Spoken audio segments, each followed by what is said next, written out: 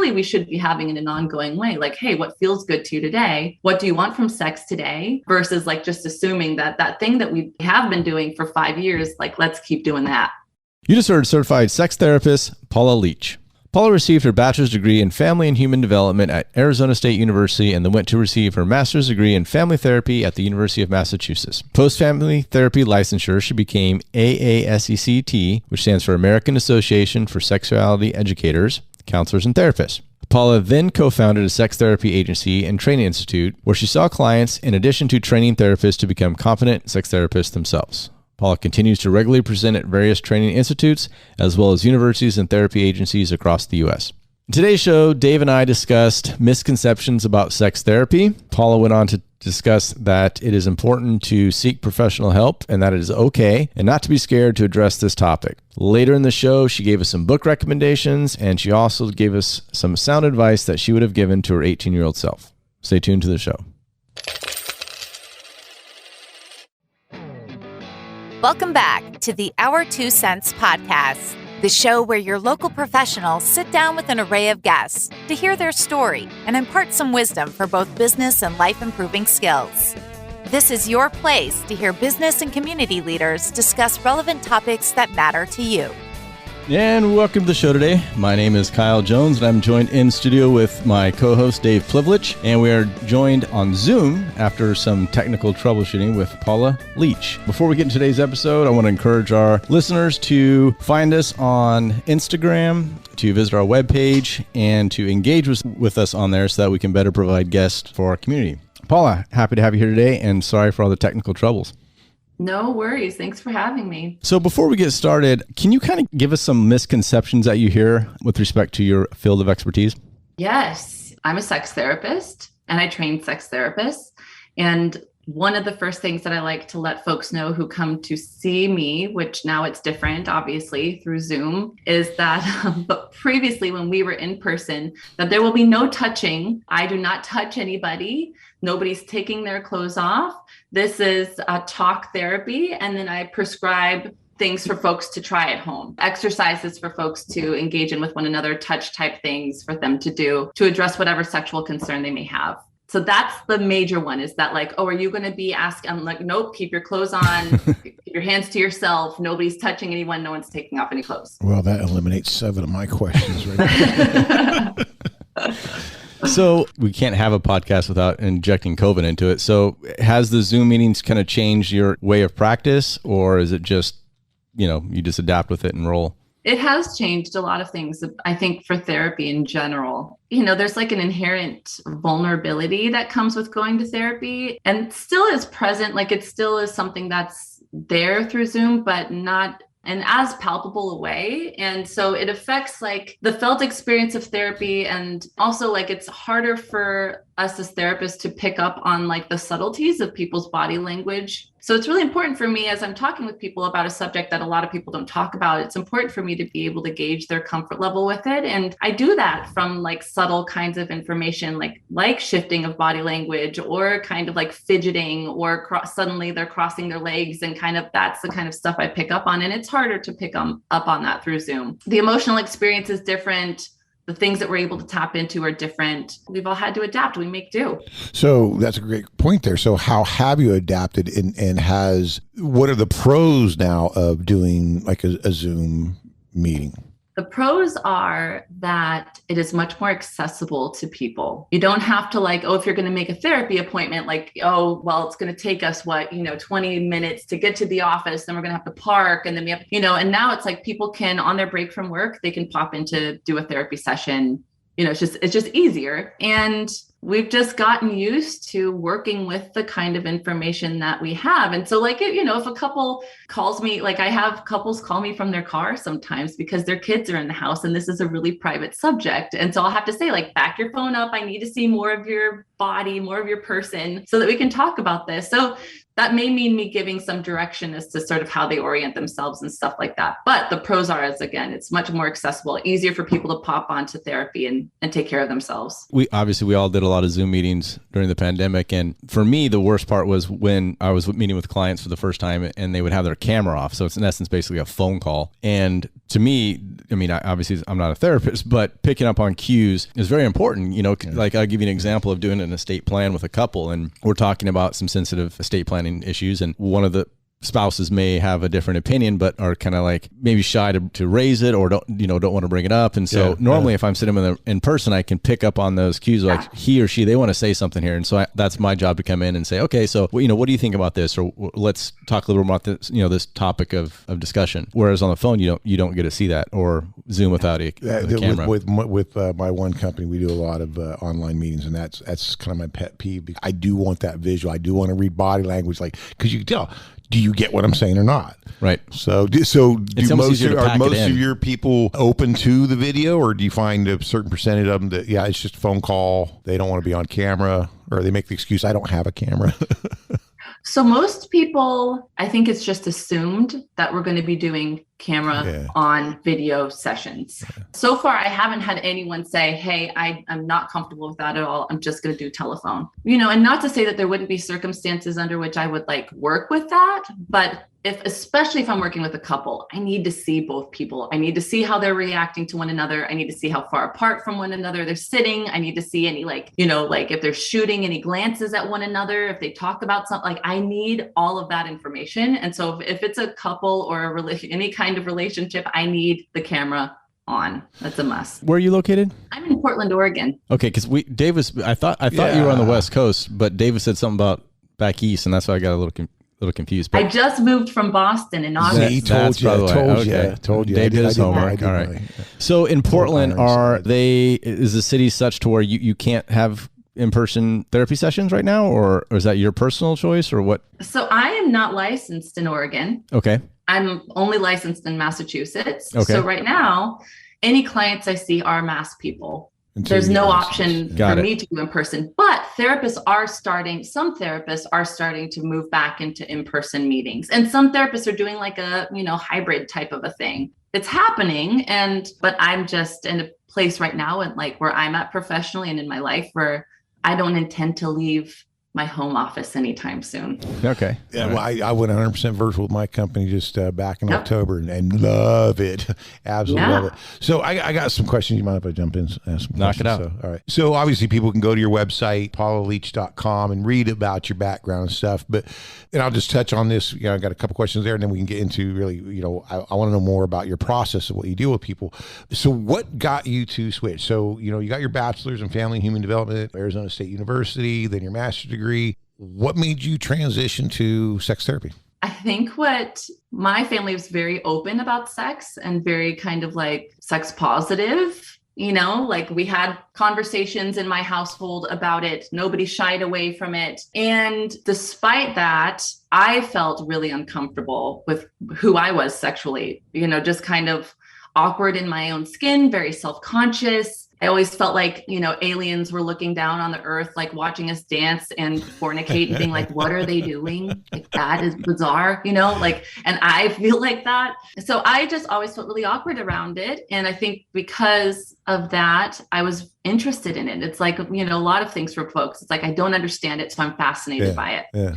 And so I think that combined with I've always been interested in relationships. My parents divorced when I was younger, then got remarried to each other later on. And so I got to watch the whole sort of what happened there when they separated and how the pieces came back together and how they negotiated that and what the relationship looked like after. And so those two things combined, I think, led to a love for this and an interest in it. And so I became a marriage and family therapist knowing that this was where I was headed, because you have to get your master's degree in some kind of therapy area, like social work or mental health, and then you get certified after you've gotten your master's degree and after you've gotten licensed as a mental health professional. Like a subspecialist. That story kind of reminds me of our buddy, Michael Friedman. I don't know if you know, he was always deathly afraid of flying and then went and got his pilot's license. No. I'm aware of that story.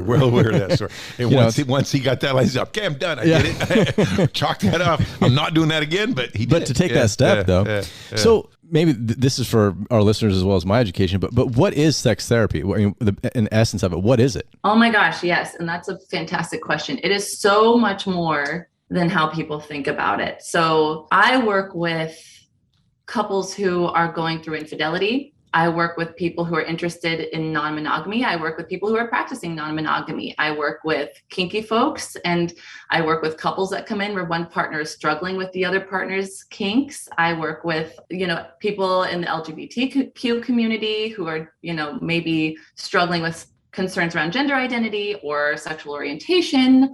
I work with sexual dysfunctions, and this is kind of like my wheelhouse: erectile dysfunction, premature ejaculation, delayed ejaculation, sexual pain, vaginismus, a low desire, no desire, those kinds of things. And then sexual trauma and stuff like that. So there's just like a ton. And I work with a lot of parents who call me and are like, this is what's going on with my kid. Is this normal? Is this okay? Has something happened to them sexually? So it encompasses a lot. And people are always surprised at what it actually is compared to what what people's impressions are, is that you go to a sex therapist and I'm going to prescribe you a bunch of different positions or techniques. And it's not like that at all. This is not a Karma Sutra practice. It's exactly. Yeah. I mean, it comes down to mental health, really, because what you're talking about, it has to do with mental health issues. Yes. Some are physical. You're talking about dysfunctions, but for the most part, it's a mental health issue. It is absolutely completely interwoven into all the other parts of who we are as people. And it is absolutely influenced by all the other parts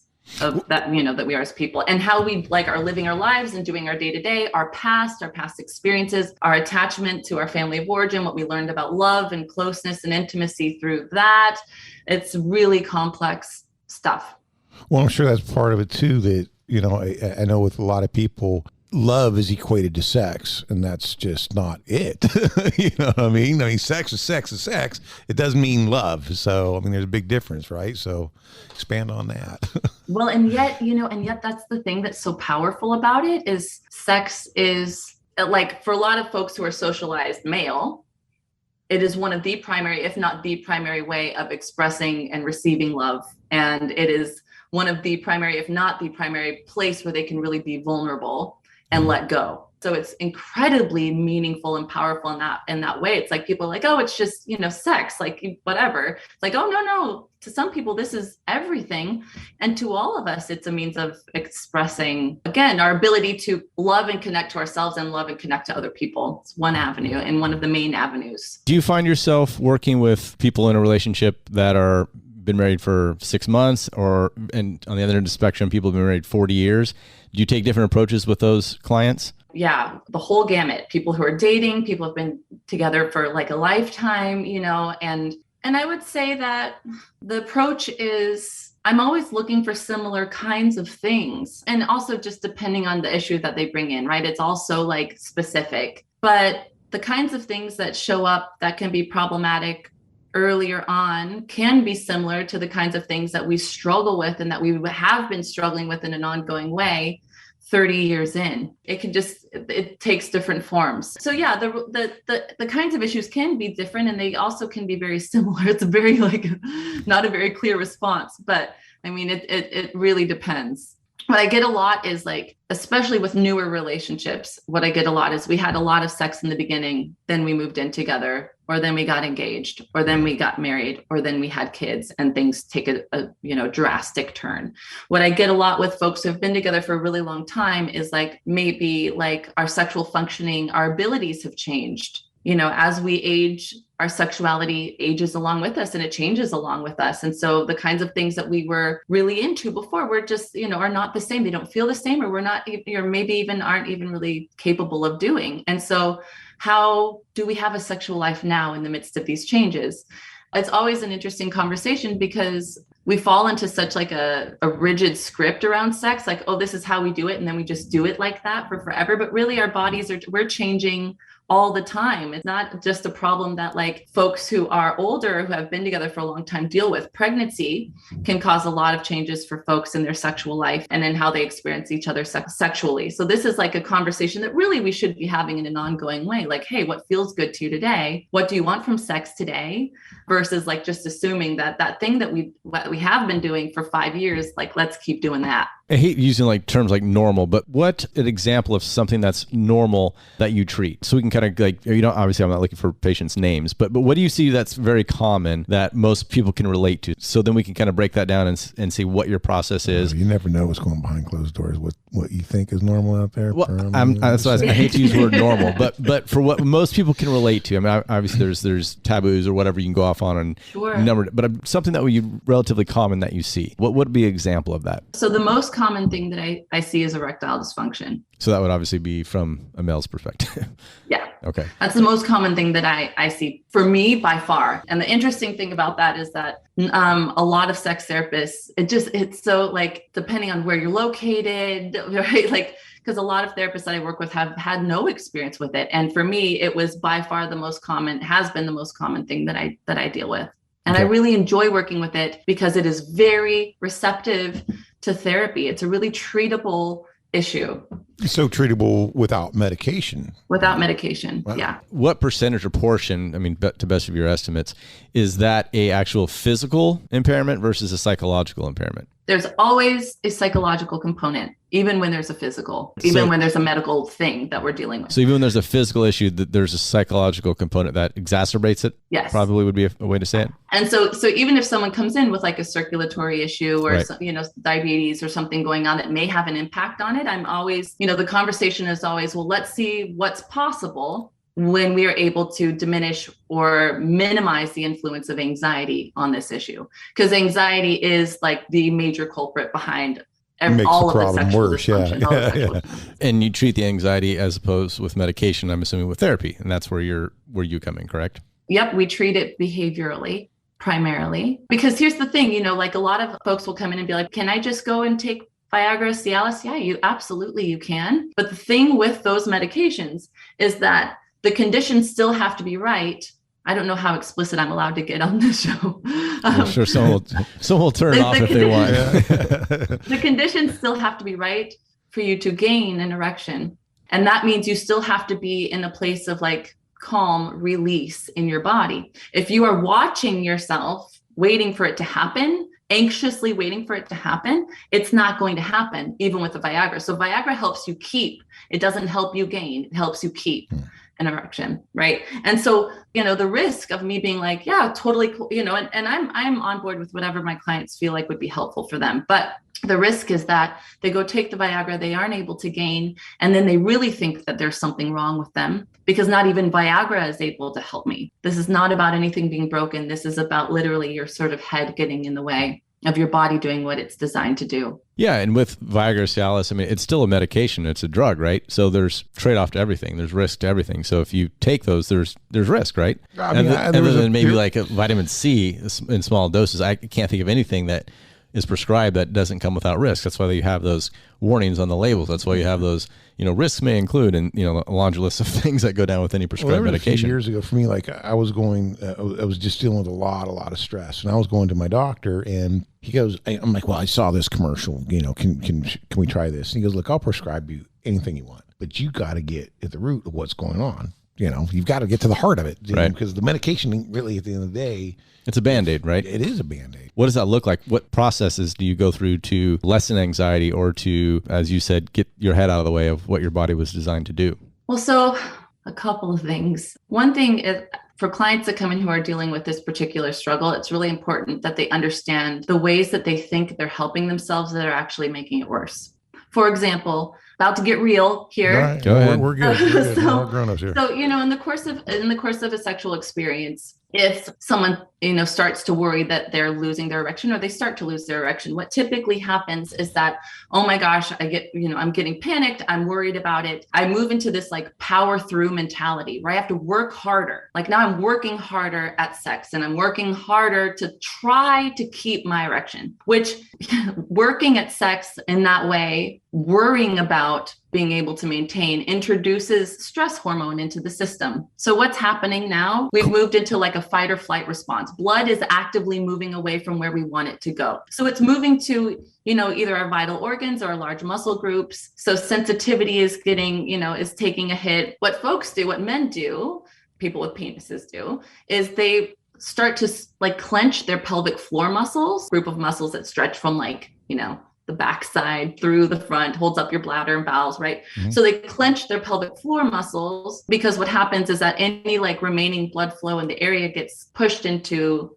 the shaft of the penis. And so it feels like they feel like they're helping themselves, and then it gets cut off at the base. And so then you will lose your erection. So again, like for a moment, you feel like you're helping yourself, but you're actually sabotaging yourself. And so it's really important. The clients that I work with understand exactly what's happening in their body, exactly what they are doing that is exacerbating the issue. And the importance of understanding that as soon as they start to like work at sex, as soon as they start to try and perform at sex, that they are actively kind of working against the process. But, you know, and the interesting thing about it, and another thing that is important to understand, is like your whole arousal, everyone's arousal process, you know, governed by our like sleep, rest, digest response, which is why people get morning erections and nocturnal erections. It does not live in our like expansion of energy stress response. So when one's on, the other's off. Like it's that simple. As soon as we move into a stress response, our body starts doing things that, you know, it's like, oh, this is not safe. This is not the time to stay and play. It's fight or flight. So it's important to lay all that out so that people really understand what is happening here and how significant the psychological impact is on the body. You know, so that's kind of your average deal. So what's the typical amount of time, or how many sessions do they go through on average to get through this? Yeah, good question. Yeah. Thank you very much. So then what therapy looks like, this is so hard to condense, right? But like if the person is in a relationship, it's very important for me to have the partner come in with them, which can be a really hard thing for folks to do, because this is like a really vulnerable conversation. It's really personal stuff, but sex is vulnerability and sex is personal. And if we can't talk about it with our partner, that's a thing, right? Like, and that contributes to the stress that we're walking into the bedroom with. I have to do this right, or my partner is going to be disappointed, or I'm going to be embarrassed in front of my partner. Like, wow, isn't sex supposed to be the place where we can just show up and be whoever we need to be and have whatever kind of experience we want to have, and know that we're okay? Like, no matter what, we're going to be there for each other, and we can bounce back and we can pivot and everything's cool. So that's always interesting. But I need the partner there anyways, because I need to clear up any funky ideas that the partner may have about why this is going on. Because people always have really funky ideas about like, oh, well, it must mean they're not attracted to me, or they must be cheating on me, or that contribute to the pressure that exists between the two of them. Because it's vitally important that I'm finding whatever pressure points exist in the couple and that we are eliminating them right off the bat. So let's talk about the opposite sex. So, you know, you hear the wives all kind of sit around sometimes like, oh my God, all he wants is sex. The male is again, maybe a lot of times the male does equate that to love. And that's when they need that vulnerability and that openness. But then the wives are going, I just did this all day. Now you want to have sex? Really? You know, and so yeah, what about that opposite side? Because, you know, it's like they completely lose interest in sex at some point, and it's like, well, okay, well, what am I supposed to do? Well, the interesting thing is that if it was a couple, you know, say we're talking about, like a straight couple, heterosexual couple, and the wife was not interested in sex, you know, like could take it or leave it, and he's struggling with erectile dysfunction, they probably wouldn't be coming to my office. Sure. You know what I mean? Like they probably wouldn't be coming to see me. Correct. Because they would be in the same space. So I guess it would be definitely. Yeah, exactly. Because misconception that's out there is that folks who are socialized male men are supposed to be desirous all the time. If you have any kind of like sexual challenge and sex suddenly becomes about feeling really emasculated, embarrassed, and ashamed, why would you desire it? So most of my clients who struggle with erectile dysfunction do not have a ton of desire. I'm not going to seek out an experience that's embarrassing for me. That makes me feel like I'm going to lose my relationship every time it happens. I'm not going to seek that out. And so that's another interesting part of therapy is like we get to the place where suddenly, you know, erectile dysfunction is not a problem, but like it takes a while for desire to climb back on board. We need some wins and consistent wins. And when I say wins, I don't just mean like, you know, successful sexual experiences where the ED was not a problem. I'm talking about successful sexual experiences where either we didn't have difficulties with erections, but also like if we did, it was cool between both partners. It wasn't this big show-stopping moment where all of a sudden we're like, what happened? Oh my God, this is so bad. You know, they were able to pivot and do something else, where the guy really comes to understand that like I can truly show up here and whatever happens is okay and we can handle it and still have a really great time and it's and have a pleasurable experience together. Right. And then desire starts to come back on board. But low desire is like part of the package most of the time. You keep saying socialized male and I'm getting confused. Or what do you mean by that? So, we have men who identify as men. I work with a lot of non-binary people. I work with trans people. And so for me, not your all lingo's, of my clients, okay. Your lingo's right? different. Okay. I get it. Yep. Okay. Yep. And it's really people who are socialized male, people who are socialized female have very different packages when it comes to, like how they learned about sex and what they, how they think of themselves sexually and so on. Yeah. I get it. As we're talking, I'm thinking like, am I missing something? I was Yeah. No, I appreciate you clarifying. So, okay. I work with cisgender people, transgender people. I work with non-binary people who I work with heterosexual, gay, so the language is evolving around this stuff. And that's why it's really confusing because for someone who is not in that community, right, who doesn't have any exposure to it, you can see why it's confusing because we're not talking about the same thing, but are we? And that's totally to clarify. Totally. And so, that's a kind of a fascinating question in and of itself. How do you make sure that everyone's understanding that what you're talking about is based on just the individual patient, I'm assuming? It is. Okay. And that's probably pretty easy, but what about when you're having general conversations like a podcast like this, or when you're giving a talk to a group of 1,000 people in a conference hall, right? Where everyone's different and unique in their own ways. So how do you navigate those waters? Yeah, well, I appreciate that because I'm so like immersed in this that it's nice to be reminded that like I need to be specific around this stuff because even some of the podcasts that I have done before are like therapy podcasts where I'm talking to other therapists and a therapy kind of audience, So yeah, in therapy, it's very clear. You know who your audience is at that point. I know exactly who my audience is. And even when it's not, that it's a very usual, typical part of the conversation to say, hey, what are your pronouns? And, he, him, she, her, they, them. And then we get kind of clear about where we're at. And in therapy is so personal so quickly that you get so much information that you're able to orient pretty quickly. Yeah, that question was with the patient. It's pretty clear, right? I mean, who you know what you're expecting. But I guess the better question would have been when you're talking to a general audience. That's probably where it gets a little dicey. That's where it gets a little dicey. And so again, I appreciate the clarifying question, because to me, folks who are socialized male, because not all people that I work with who have penises consider themselves men. Right. And so I try to be very careful around that. So Dave, I think you train other therapists in this. I mean, so what are some of the challenges that you run into with them? Because I assume you train therapists all across the United States, right? Yep. So what are some of the biggest challenges you run into with training some of that? Training someone in sex therapy and doing this work? Yeah.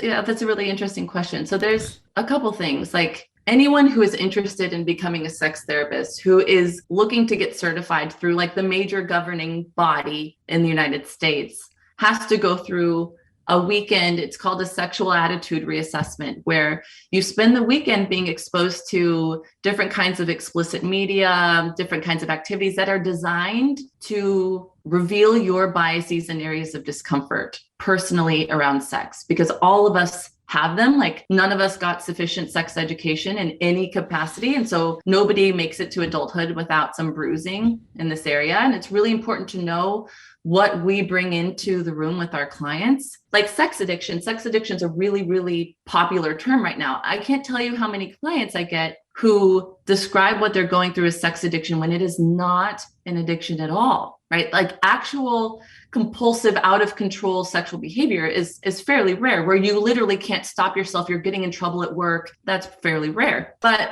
this gets diagnosed all the time. Doug Ron Harvey talked about this. Doug Ron Harvey talks about how we jump to like this diagnosis prematurely, premature diagnosis, no pun intended, because out of our own discomfort in digging into this material further with our clients. A lot of therapists are not trained in sexuality in any capacity. This is a completely separate category. So a lot of folks that come into their therapist and say, oh, I think this is my issue, we get uncomfortable because nothing brings your own sexuality into the room like talking about sex. Like it instantly is in the room with you, with your client, your own stuff. And so we jump there sometimes in order to avoid digging deeper into an uncomfortable conversation that may make us feel uncomfortable. It's looking at, a lot of therapists do not anticipate how much you are challenged to look at yourself and to deal with yourself and your own kind of like healing and as part of this process. So that's part one.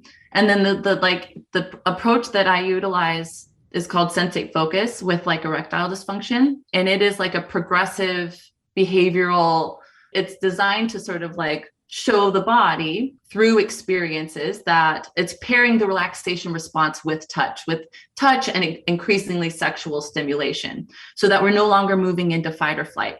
So we're bypassing that process. And that can be hard to get our clients to buy into, because most of the time, by the time they're on our couch, there's like an urgency to get this done and out of their lives. And this process requires that they slow down quite a bit, because trying to get to the next step or trying to, just skip to, what's going to work is part of the problem, right? Like that I'm in this performance goal-oriented mindset around sex, and that absolutely backfires. And so we have to learn a completely different way of approaching it. And so that can be a hard thing to train therapists how to do, is to talk about this in a way that their clients are really, really buy into and are like, oh, I get it. What are we doing tonight? What does this look like for us this evening? So I don't know if you answered the question earlier, but let's take the erectile dysfunction. Somebody comes to you. I mean, it's like, am I going to be cured in like 3 weeks? I mean, or is this going to take 6 months, or is this going to take 2 years? I mean, so what can they expect on average? I mean, every individual is going to be different, clearly, but on average, how long does that take? Okay, so and this is a very common question. What I tell my clients is that it would be misleading and like crappy and unethical of me to give you any kind of an answer, because we don't know what we're going to bump into. If I have a couple where every time he loses his erection, she shames him for it, and she will not stop doing that, then therapy is a challenge, and it's going to take, can we even work with that? If he continues to feel like every time he goes to engage with his partner, he's going to be, if he doesn't do it perfectly, he's going to be shamed for it. Can we even work with that? So getting the partner on board, however long that could take a while. Our ability to move out of the performance mindset, that's challenging. We were trained that sex is performance, right? And so getting out of that goal-oriented strive to get this right, to do this right mindset can be super simple for some folks, and for others really, really challenging. So what I tell everybody is that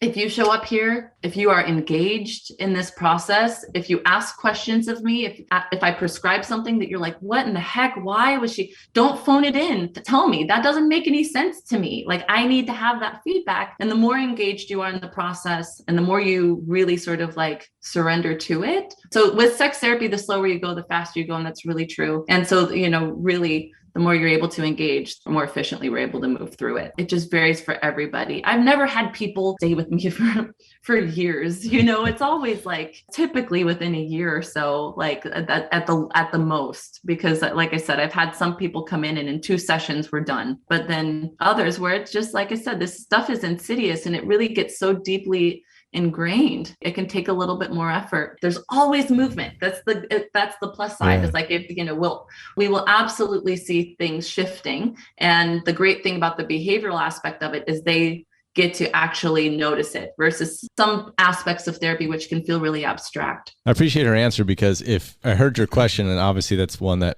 probably everyone who's listening would be curious about, but if she answered it in any way different than she did, I was going to say, okay, I don't really trust her. That's it. Because, I always, clients will come in. I'm a practicing attorney here in Bakersfield. And so I'll have clients come in and they'll say, oh, I heard that, my case is worth this and it should be done in this period of time. And I always say, well, look, if any attorney has guaranteed you any outcome, run as fast as you can away from that attorney.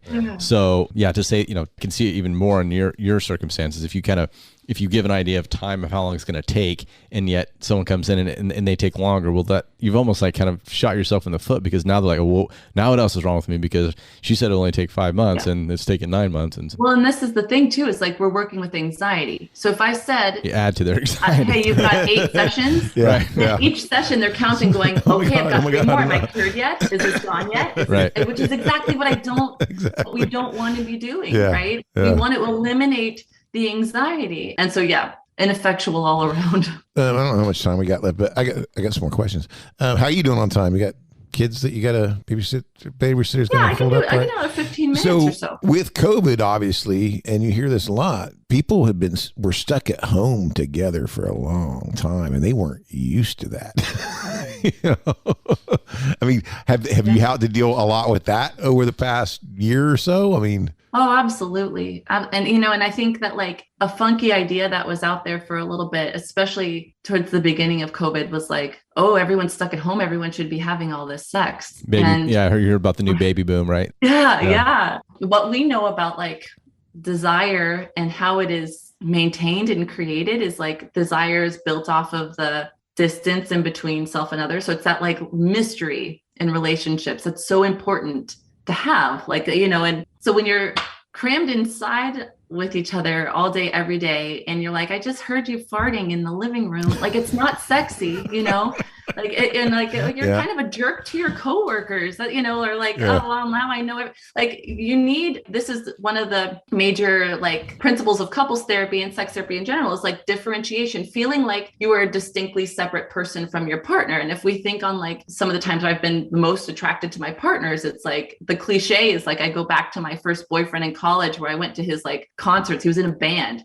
and like seeing him on stage, and like that's a moment of pride, which is born from differentiation. Like, oh, you have a set of skills and things that I don't possess. We are very different. And that is really sexy. That is really interesting. And so the ideal is that like, we are each day going off, doing our thing, coming together and being curious about one another, because we're constantly changing. It's when we fall into the like, I know exactly how you're going to finish that sentence. I know we're two peas in a pod. That is like the total desire smasher. And COVID absolutely has done that for a lot of people, where suddenly our sex life is plummeted and we don't know why. Well, it's because there's been too much closeness, too much togetherness, not enough feeling separate lives, autonomous from one another. That's interesting. Obviously, COVID forced that on a lot of people with being stuck at home, especially during the beginning. I mean, it was like months and months on end. Do you work with couples, but let's say actually work together? And is that a problem you face with where husband and wife are actually working in the same office, or they run a business together and they're literally spending 24/7 together? Is that a recipe for disaster? It can be. I mean, there are ways that couples can navigate that. I'm always like hopeful when I hear about that they each have like very distinct hobbies and things that they like to do that are very different. Like, where do the differences live? Because the differences are always there. Even the couples that I work with that come in that like, oh, we're both very type A, we work in a very similar industry, or we work together, it's like, okay, but there are differences here. And it's really important that we zero in on them, because otherwise this feels like your partner's an extension of you. It already, like, partnership already starts to feel at a certain point that like lusty energy moves out, and it starts to feel like a familial kind of a bond anyways. And so when we're so hyper focused on like, oh, all the things that we are similar, it kind of kicks that up even further. So yeah, part of the job of therapy is like, okay, you work together. What do you do separately outside of work? What are your hobbies? What are the things that you enjoy? What are the differences that exist between the two of you? How do those differences actually sort of like complement one another? How do they work against you at times? So we really start to pull that apart, so that again, there can be that space, and there's a really fantastic sex therapist. Her name's Esther Perel. And I always recommend people look at her TED Talks and stuff. And she talks about how domestic life, like we often, in our quest for a sense of security and safety, we completely eliminate the mystery that is inherent in couple. You're never going to really know your partner. And it can be really beneficial to have that idea front of mind. You're never going to really know them, and nobody needs to be with another person anymore. We choose to be with our partners every single day. And that keeps us working for our relationships, nurturing them, putting our best foot forward. And that keeps space that is so needed for desire to sort of thrive, or at least have any kind of a life at all. You mentioned the word, it becomes familial, right? At some point, or potentially, I should say, if couples are working together or spend that much time and don't have separate hobbies. Now, adding kids to the equation in a marriage, for example, now, is that starting some similar processes where now things tend to become more familial, and that's exactly what you've just created as a family? Oh, absolutely. Oh my gosh. Yeah. I mean, As I mentioned earlier, Dr. Water was my mentor, like taught this class that I took at the very beginning stages of my sex therapy training. And he talked about these relationship deepening events, moving in together, getting engaged, getting married. And these really represent points of like further merging as a couple. And with further merging and with the kind of attachment or the kind of bond taking on a different feeling of more familial kind of quality, that differentiation stuff that we were talking about starts to fall off a little bit. And then B, family of origin stuff that we're carrying around can start to show itself, which is why long-term partnership or marriage is so hard, because we are confronted with our attachment wounding, the lessons that we learned about love. Well, my dad left or my mom left when I was 3. So what did you learn? Well, I learned that love leaves, or, that love is unpredictable, or, and these themes play out in our adult relationships and in our sexual life, which is why all of a sudden, oh my gosh, I have no desire for sex at all. And actually I get really anxious and averse around it, which is why, suddenly I am struggling with premature ejaculation after we just had kids. And I just, watched you become a mother, and I have a different kind of seeing you through new eyes. And, like these things are so significant. We have to look at all of it. And that's not something that people routinely, or at least I didn't in my marriage or beginning of my marriage, we didn't talk about like, what is it going to look like when we do have a family, and how are things going to change? And then, fast forward 18 years when they're all grown up and out of the house, then what are we going to do? That's life. People run into that. And you hope that you progress to that, right? Because that means you're doing something right and you're still 6 feet above ground, which is a good thing. But people don't really talk about that. So how do you, I guess that's why you have a job probably, is because all these life events come into play and it needs sorting out. And I guess that's where you shine. Yeah, well, absolutely. I mean, and I think that another thing that keeps me in business is that like we, again, this idea of feeling like we know our partner. I can't tell you how many people come in and are like, oh, I just, I caught my partner watching porn. Suddenly I don't know you. Well, there's parts of our partners that we do not have access to, and some parts of our partner that we will never have access to. Infidelity, when people catch their partner watching porn or, doing, like, oh, you're interested in that sexually and I never knew it. Like, who are you? And it puts us in touch with the inherent mystery that like lives in our partners. And that's scary. That's scary for everybody. We like to feel like, oh, I know you. It makes me feel secure. Right. Who needs your services? How does one know what they're doing in their life or their relationship is healthy? Are you of the opinion that, when you reach a certain age, you go get a physical, you go to 40, you get a physical every year, working on your physical health, or, you turn 45, hey, it's colonoscopy time. I mean, like, how do you view what you do as far as what couples or people should consider in maintenance of that aspect of their life? Great question. And yeah, I think that to me, like, what could be more important than taking care of your relationships or yourself in this way? Like, people that come to therapy, like, are choosing to look at themselves and to confront the things that they're dealing with and to hold themselves accountable and hold their partners accountable. And I just think that there's nothing braver than that, really, because in the moment, it's very easy to avoid. And we all have our stuff, and relationships all have their issues, and it's very easy in the moment to avoid these things, but they live and they take on a life. And what I tell my couples is like, I just want you to have like a sexual life and a life in general, where you're sitting across from one another in the morning, having your cup of coffee, and your mind's empty. There's no ghosts sitting there with you. There's no other occupants in the kitchen. Like, oh, this thing that happened last month, that's still pissing me off. And that one thing that you did 5 years ago that I haven't let go of. Like, clear all of this stuff out so that we can really connect. And again, what could be more important for you? Because our relationships are like the air that we breathe, but also if you have kids, what could be more important for your family? And just, yeah, in terms of our sexual lives, I think we have a lot of really awful, funky ideas out there about sex that are really harmful. Like, oh, if you're not having sex regularly, there must be something wrong with your relationship. Frequency of sex is a barometer for the overall health of your relationship, and stuff like that. I think people really, it causes a lot of pain. And then we all just have our own healing to do around our sexuality. So yeah, I could go on and on. I think it is like, everybody should be in therapy, but as you know, there are like lots of specific things that bring people in that are important too. Well, you said you are not licensed in Oregon. Are you planning on getting licensed in Oregon, or what's your I am, goal yeah. there? I'm planning on getting licensed in Oregon. It's I have 2 toddlers at the moment. And so between teaching and like mentoring therapists and then like couple of couples that I work with, I'm not like I'm not opening my doors up yet. I just can't accommodate it. So I'm taking my time with it. And then hopefully, by the time the kids are in elementary school, I can like fully restart things, right? So that being said, and unless our listeners are in Massachusetts, what do you recommend for people that are seeking somebody like you? And I assume it has to be within their state, correct? So our listeners have to find somebody in California. Where do they go? How do they go about doing that? Google? Yeah. So they can go on to, it's called AASECT. So it's AASECT.org. And it's the American Association for Sexuality Educators, Counselors, and Therapists. And there's a Find a Therapist feature on that website where you can type in your zip code or whatever, and you can find a therapist that way. Some therapists can do like consultations. You just can't do therapy if the therapist is not located in your state. So yeah, AASECT is a really great way to find a sex therapist. What advice do you have for people who are looking to seek that help out or that therapy out in determining which therapist is right for them? Yeah, that's a really great question. You said you work with a lot of people in the are transgenders or non-binary.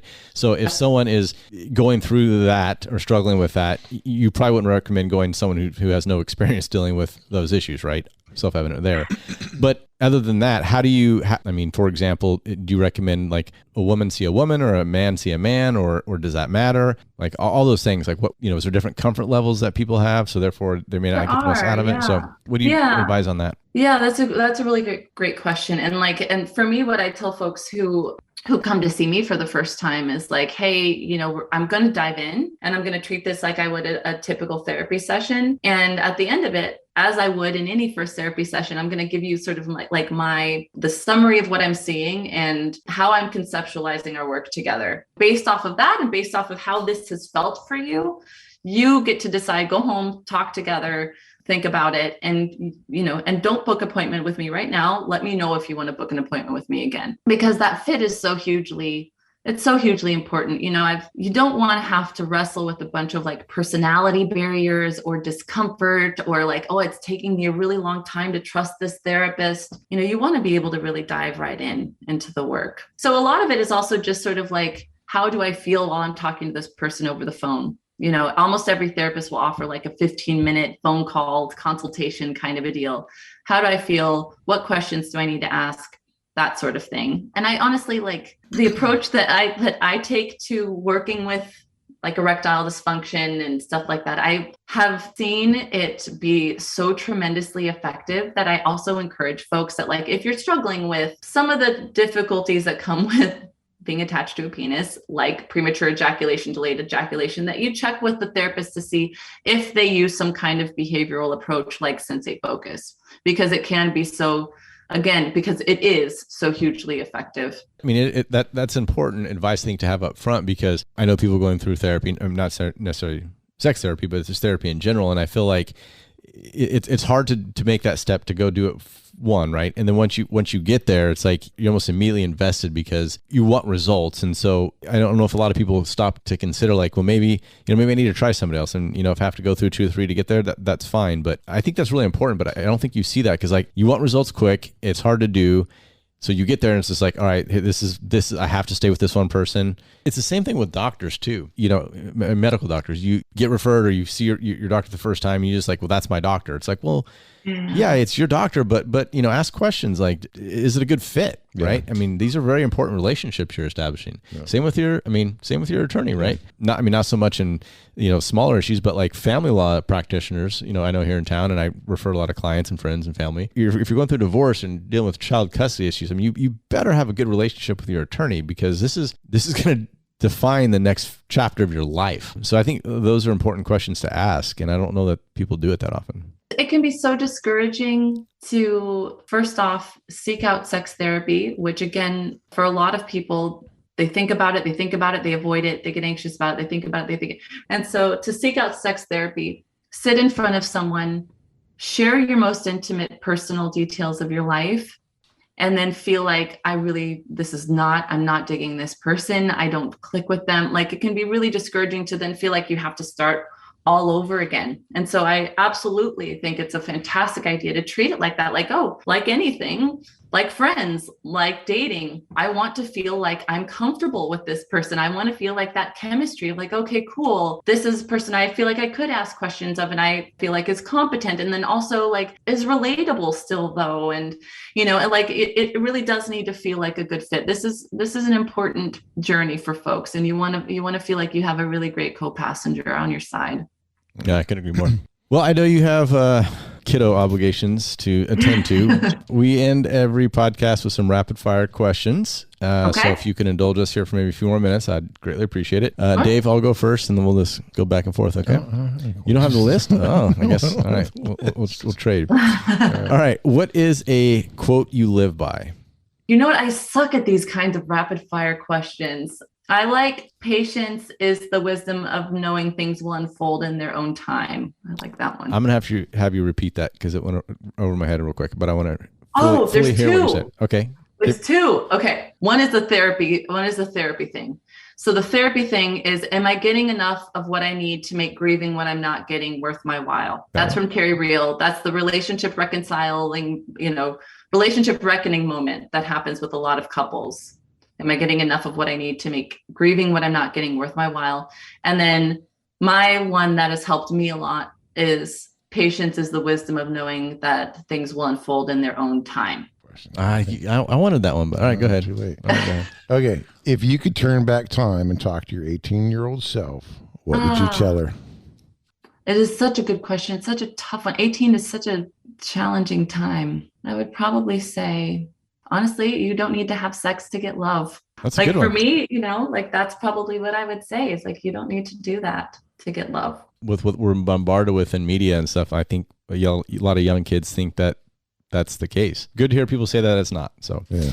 All right. Yeah. Last one. And I'm going to focus it towards, since we're talking about sex therapy in your profession, if someone wants to read a book in your field of expertise, what do you recommend and why? Oh, there's so many good ones. Okay. So Come As You Are by Emily Nagoski is a fantastic one. And there's actually like a new series on Netflix called The Principles of Pleasure that's really good for people with penises, for some men, people who identify as men who are interested in pleasing vulvas.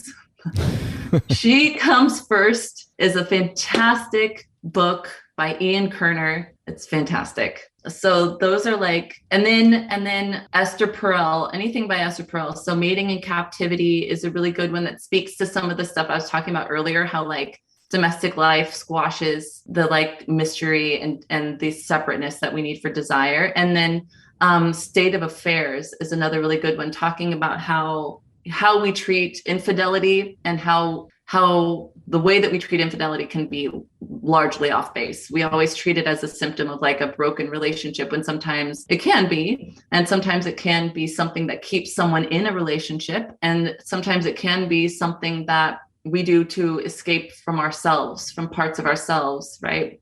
And to make contact with other parts of who we are that we don't bring into our primary relationship. So there's really interesting like complexity in that book too. That's pretty awesome. All those are very thought-provoking. Yeah, cool stuff. What's the? And I wanted to bring it up earlier, but I forgot. What's the like the lady who I saw her on an article that popped up recently. I think she was like, I don't know if she was the first, but like in my mind, she's like the first sex therapist. She's really elderly now. Dr. Ruth? Yeah, Dr. Ruth. Dr. Ruth. Dr. Ruth, I think she passed. Yeah, that's why I saw that. I think. Yeah. Okay, that's why I saw it. So so obviously, I mean, she's been doing this for a long time. But have you ever read or studied anything that she's done or like her thought process in this and how has it like changed with modern times? I was kind of curious as to what you thought of that. I haven't.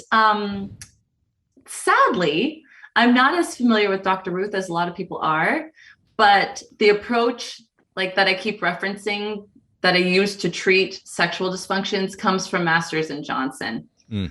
It's old school in that way, but it has evolved. So I do utilize some of the some of the quote Masters stuff, including Masters and Johnson. But yeah, I don't, I'm not as familiar with Dr. Ruth as I would like to be, as I should be. Oh, I was just curious because everyone knows her name, right? You're old. Everyone knows her name. Everyone knows her. Yeah, Everybody does, she's the OG. Yeah, as soon as you start saying it, I'm like, yeah, I know, right? Yeah.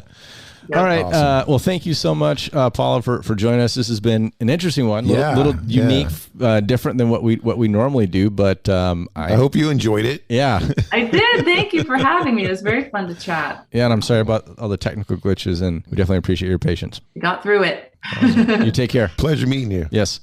Nice meeting you all both. Right. Bye now. Take care.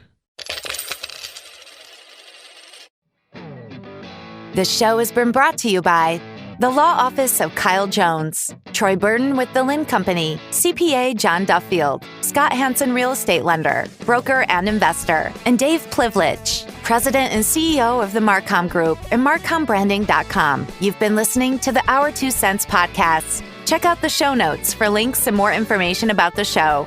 Also visit our website at our2centspodcast.com or catch us on Instagram at Our 2 Cents Podcasts. If you've enjoyed this podcast, please subscribe and share with others.